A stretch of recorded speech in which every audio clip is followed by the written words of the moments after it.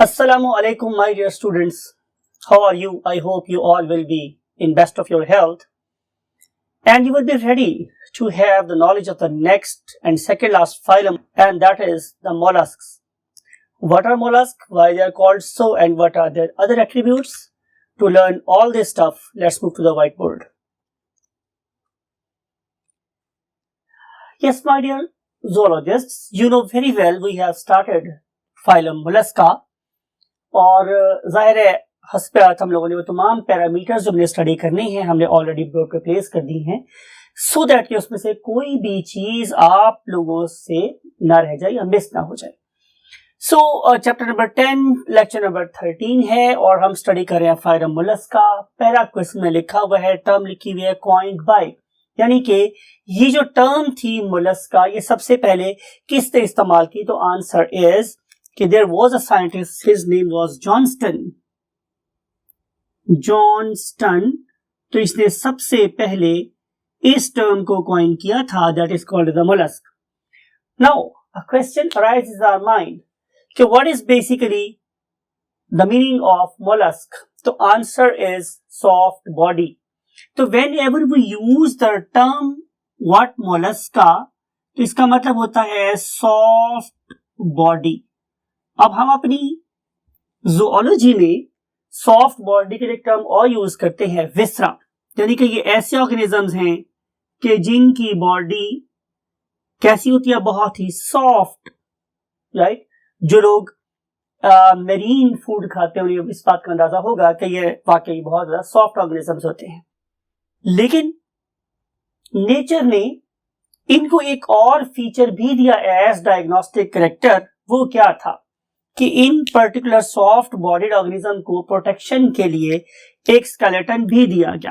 तो इस लिहाज से आप दो डायग्नोस्टिक फीचर यहां पे लिख सकते हो कि number 1 is soft body and other one is skeleton, and that particular skeleton is nothing other than shell.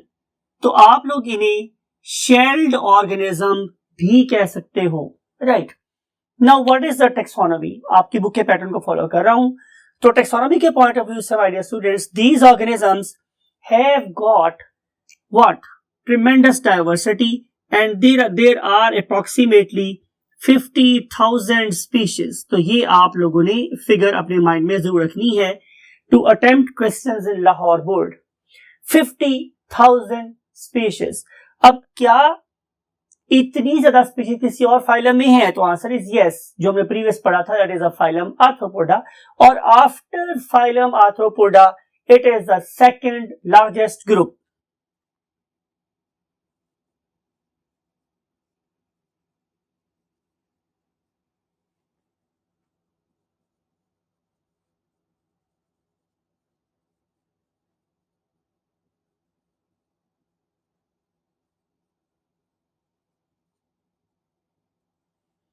Another important thing is कि आप लोगों की बुक ने हमें ये बात बताई है कि as per your standard of knowledge कि हमारे मोलस्का के अंदर we are going to study the 3 classes. तो ये समझ ले कि हम लोगों ने इसको फाइलम मोलस्का को 3 क्लासेस में डिवाइड कर दिया है। So this is a very brief history about the taxonomy of this very phylum that is called as Mollusca. Now we want to see the evolutionary status. आपको पता है कि normally मैं ये सारे के सारे एट्रीब्यूट्स में आप लोगों के साथ हर एक फाइलम के डिस्कस किए हैं सो दैट कि आपके माइंड में एक एवोल्यूशनरी पिक्चर बनती रहे। तो आप लोगों को याद है कि जो ही हम लोग कहां से इवॉल्व हुए थे? किसी को याद है आप में से? यस, प्रोटोक्टिस्टा से। तो प्रोटोक्टिस्टा वर यूनिसेलुलर यूकैरियोट्स, लेकिन जो ही हम उससे आगे आए तो हम लोगों ने जिस चीज की बुनियाद रखी दैट वाज मल्टीसेलुलरिटी। तो उस पहले ही स्टेप के बाद जितने भी फाइला है मेरे पास, means Porifera, Coelenterata, Platyhelminthes, Nematoda, Annelida, Arthropoda, Mollusca and all others, they are basically what? True multicellular. So these are true multicellular और multicellular, whatever you want to pronounce लिख सकते हो। As far as the zoa is concerned, so they are not parazoans. They have got the what? Tissues. So tissues are present in their bodies. So we would love to see them at what eumetazoans. Eumetazoans. Right. And what is their symmetry? It is very important. आप लोगों को याद है, आप लोग देख रहे हो कि मैंने यहाँ पे टी का वर्ड लिखा हुआ है. इस टी से क्या मुराद है ये मैंने अपनी मेमोरी के लिए लिखा. जाहिर है ये बात मैंने आप लोगों को भी कैटेगोरिकली बतानी थी, इसलिए मैंने ये वर्ड यहाँ पे लिखा हुआ है. सिमेट्री स्टूडेंट्स ये है कि they are basically bilateral in symmetry. Bilateral.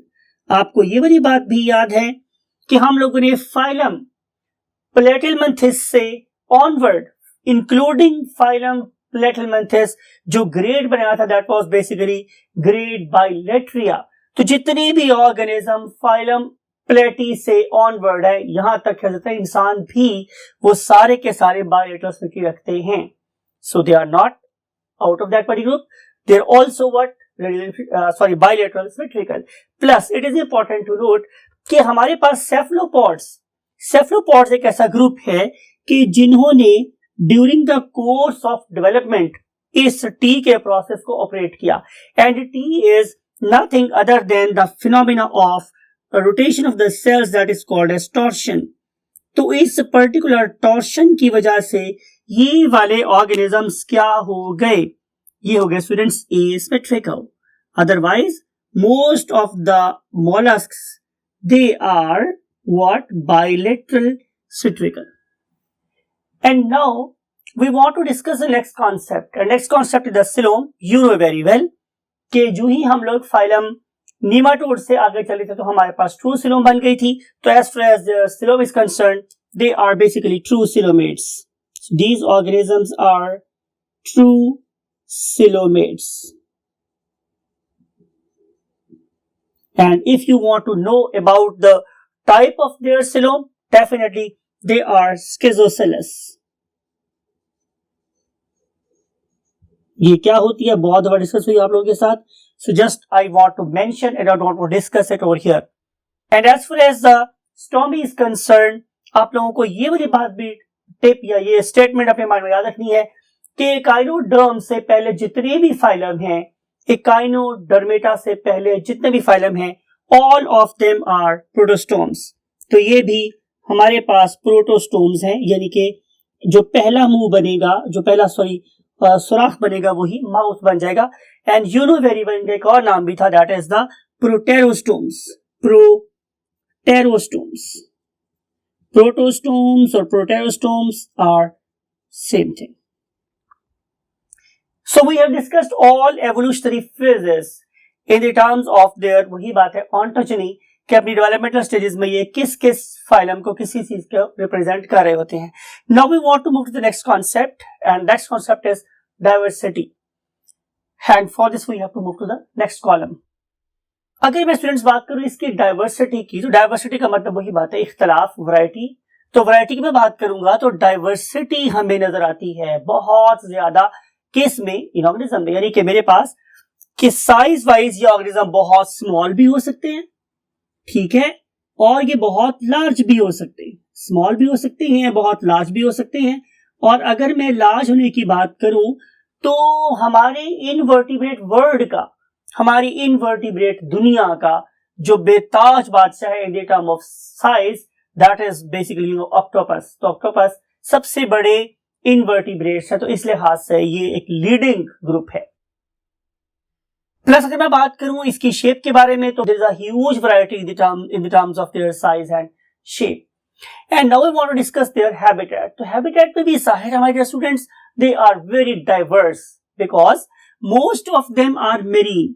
इनमें मेरीन ऑर्गेनिज्म भी पाए जाते हैं, लेकिन इसका मतलब हर किसी नहीं है कि इनके पास फ्रेश लिविंग एक्वाटिक ऑर्गेनिज्म नहीं है. There are.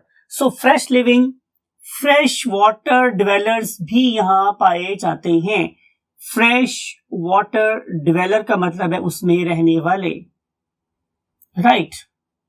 प्लस इसी पर्टिकुलर ग्रुप के मुझे ऐसे मेंबर्स भी नजर आते हैं कि जो कहां रहेंगे, जाहिर है टेरेस्ट्रियल मींस ड्राई लैंड पे रहेंगे, और टेरेस्ट्रियल ऑर्गेनिजम्स भी हैं. However usually they found close to the dampness, जहां नमी होगी, जहां पानी होगा, ये आमतौर पर वहां पे रहते हैं और बहुत पानी से दूर आमतौर पर मोलस्क नहीं पाए जाते। डिस्कस किया था आप लोगों के साथ कि मोलस्का का एक फीचर तो ये है कि उनके पास एक सॉफ्ट बॉडी होती है, लेकिन एक ये वाला फीचर भी आपको याद होगा कि मैंने बोला था कि they do have the shell.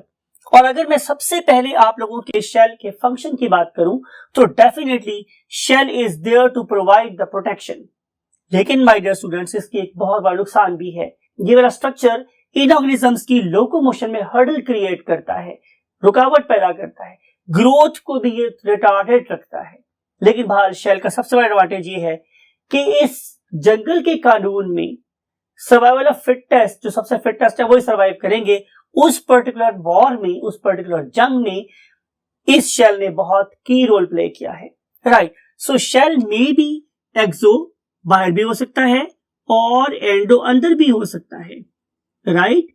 For example, अगर आप इस पर्टिकुलर स्नेल को देखोगे तो इस स्नेल में शेल इज आउटसाइड, लेकिन अगर आप इस स्क्विड को देख रहे हो, ऑक्टोपस को देख रहे हो, तो इसमें इनका जो शेल है इट इज लाइंग इनसाइड, तो there may be the endoskeleton और मे बी द एक्सोस्केलेटन।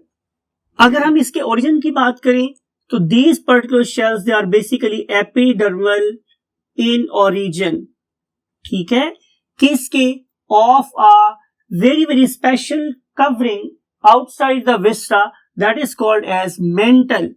तो इस पर्टिकुलर मेंटल की एपिडर्मल सेल्स में एबिलिटी होती है कि they can produce and secrete shell around them, और बहुत जगहों पर ये शेल हर साल बड़ा होता रहता है और नया बनता रहता है। For example, look at this particular fresh water mussel, it has got what the exoskeleton और outer shell, and this very shell is basically showing line. तो ये जो लाइन है ये 8 साल में समझ ले एक बनती है, तो इसे हम लोग एनुअल रिंग्स भी कह सकते हैं, और इसके ऊपर एक नॉन सर्कुलर पार्ट है, it is called as the umbo, right. तो ये है हमारे पास कुछ फीचर्स किसके, मेंटल के। इस पर्टिकुलर मेंटल के अंदर की जो लेयर है that is normally very very you can say shiny, और उसके नीचे ले करती है मेंटल, और मेंटल के अंदर सेव होते हैं इसके सॉफ्ट बॉडी पार्ट जिन्हें नाम कह देते हैं viscera. Now we want to move to the next attribute of this particular phylum, and that is called as general body plan. आप लोगों को देखेंगे तो इस ऑर्गेनिज्म को हम 3 बेसिक रीजन्स में डिवाइड कर सकते हैं। One of them is called as anterior, and usually the anterior part it is usually occupied by the head. Although it is not true, but it is true for most of the organism. For example, where it is not true, definitely in the terms of freshwater mussel, but it is true for octopus and squids, right? So anterior portion that is used for the you can say in anterior direction, in forward direction it is usually head. Then if you look at the dorsal side, so it is usually occupied by the shell. It is usually occupied by the shell. Look at this particular snail. So snail's dorsal side आपको पता है dorsal क्या होती है, ऊपर वाली, तो जो इसका ऊपर वाला side है it is occupied by the shell. आगे वाली side देखें it is very much occupied by the head, and head is provided with the you can say eye spots and tentacles that is used to have information from the surroundings. Now look at its ventral side, जो नीचे वाली side है, तो it is usually occupied by a muscular foot. और आपको पता है कि जब भी हम लोग फुट की बात करेंगे और वो भी जाहिर है that can contract and relax, तो इसके पीछे हमें एक ही लॉजिक समझ आती है कि it will be helping in locomotion. तो डेफिनेटली यही बात यहां पर है कि this particular muscular foot it is helping in locomotion.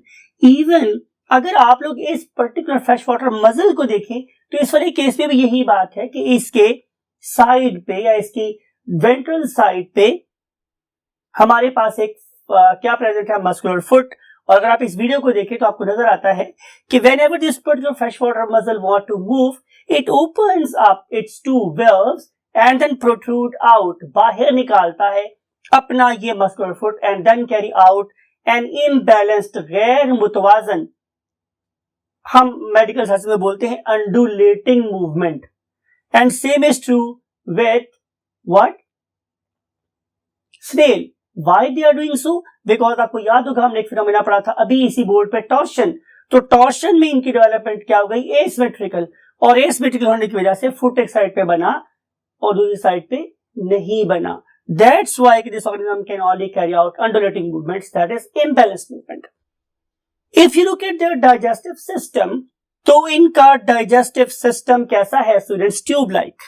Yes, it is how it is tube-like. और जाहिर है जब मैं बात करूंगा tube-like की तो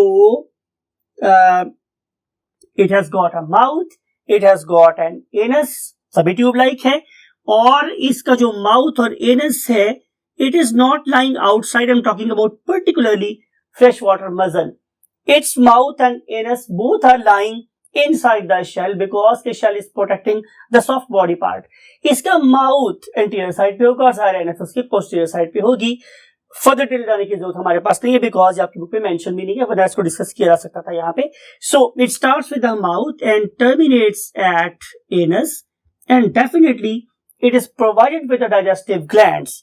लेकिन इंपॉर्टेंट बात मेरे पास ये है कि इनमें से जो फ्रेश वाटर मसल्स है particularly they are filter feeders, और इस पर्टिकुलर फिल्ट्रेशन के लिए मेरे पास बकल सेराई प्रेजेंट हैं जो कि फूड को फिल्टर करने के बाद सिर्फ और सिर्फ फूड के पार्टिकल्स को ही डाइजेस्टिव ट्रैक्ट में एंटर करवाते हैं, and nothing other that is mentioned in your book, right? And then what is the respiratory system? Respiratory system is again very advanced, and usually it is you can say assisted by nothing other than gills.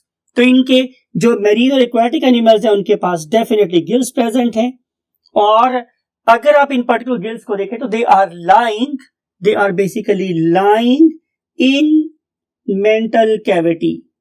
ठीक है, तो ये आमतौर पे pallial cavity या mantle cavity के अंदर lie करते हैं outside the viscera, and they are provided with the fresh water from the surroundings. Definitely fresh water is taken in by you can say inhalant siphon and taken out by exhalant siphon, right?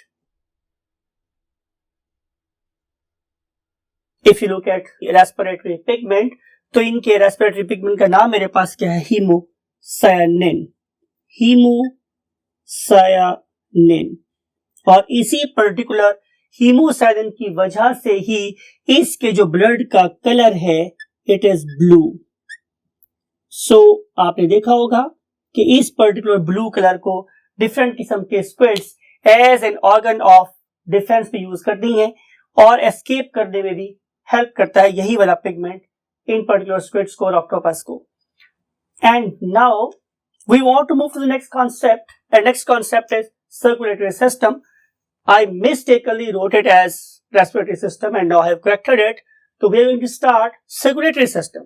Circulatory system मेरे पास दो किस्म का होता है. एक को बोलते हैं क्या? ओपन सर्कुलेटरी सिस्टम, और एक को बोलते हैं क्लोज सर्कुलेटरी सिस्टम. और इसके लिए मैंने इसकी दो क्या बना दी है टाइप्स या क्लासेस. उनमें से एक है सेफलोपॉड्स. क्या होते हैं सेफलोपॉड? इंशाल्लाह डिस्कस करेंगे यू कैन से क्लासिफिकेशन में.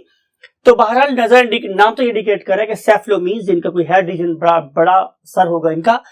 तो बहरहाल हम सेफलोपॉड्स की बात कर रहे हैं कि सेफलोपॉड्स के अंदर मेरे पास क्लोज्ड सर्कुलेटरी सिस्टम होता है. Closed circulatory system. लेकिन जो मेरे पास दूसरे ऑर्गेनिजम्स हैं they have got open circulatory system, right? Other arthropods, I am talking about other arthropods, so they have got word open circulatory system. ठीक है, और इस ओपन सर्कुलेटरी सिस्टम में जो बॉडी फ्लूइड है वो हार्ट में से निकल के साइनसेस में चलता रहता है, इसलिए हम इसे क्या बोलते हैं? Open circulatory system.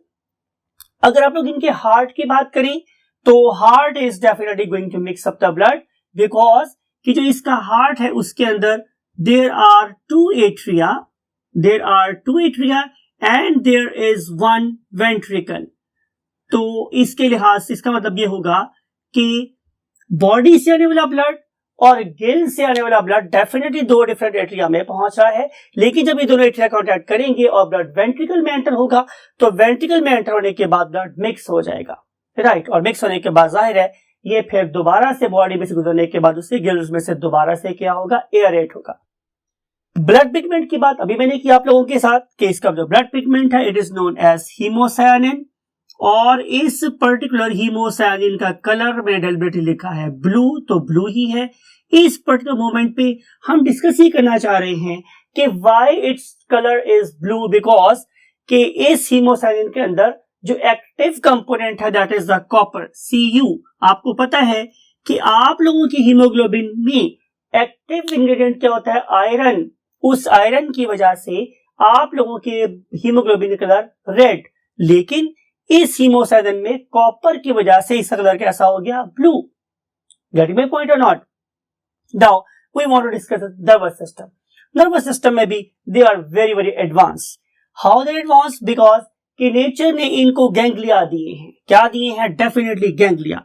और अगर आप लोग इनके गैंग्लिया की बात करें तो गैंग्लिया 3 किस्म के हो सकते हैं। नंबर एक इज सेरिब्रल गैंग्लिया, और सेरिब्रल का मतलब होता है हेड रीजन में पाया जाने वाला ganglia. Other one is called as visceral ganglia. ये जाहिर है नेम इंडिकेट कर रहा है कि ये सॉफ्ट बॉडी पार्ट्स में होंगे। And other one is called as a pedal ganglia. जाहिर है ये उसके फुट में होंगे। It should be there because के पीडल गैंग्लिया की वजह से ही तो इसकी बॉडी के पार्ट्स फुट के साथ क्या करेंगे? कोऑर्डिनेट करेंगे। तो जाहिर है अगर मैंने हेड से मैसेज भेजना है पांव को, तो उसको आपस में जोड़ने के लिए मेरे पास क्या होनी चाहिए? कॉमिशनल नर्व्स भी होनी चाहिए। तो yes, they do have commissural nerves, right.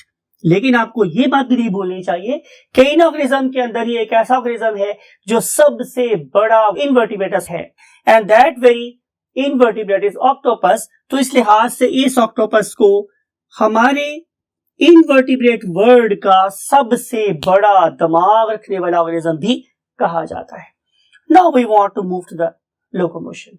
अगर आप लोकोमोशन की बात करें तो लिखा था मैंने अभी आप लोगों के पास कि they have got nothing other than a muscular foot, and that particular muscular foot is normally just one in number and it is asymmetrical, और इस पर्टिकुलर asymmetrical होने की वजह से ही इनकी जो मूवमेंट होती है वो कैसी होती है? इम्बैलेंस्ड। और अगर आपको याद हो तो मैंने टर्म यूज की थी क्या? Undulating movement. अंडुलेटिंग मूवमेंट से शो करते हैं, राइट।